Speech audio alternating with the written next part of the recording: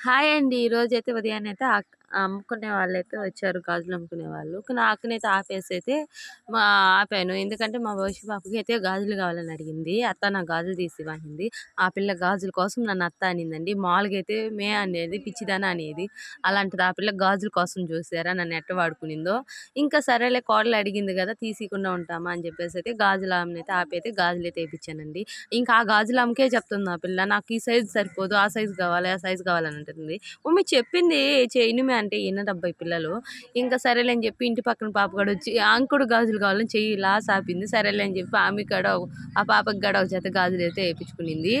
ఆమె అయితే చిన్న మురిసిపోలేదు ఆ బుడ్డ పాప గాజులు వేయించుకుందని. ఇంకా నా రోడ్డున పోయిన వాళ్ళైతే నేనైతే ఆపుకుని ఉన్నాను కదండి. అలా అయితే ఇద్దరు అస్సలు చిన్న హ్యాపీ కాదు అసలుకి.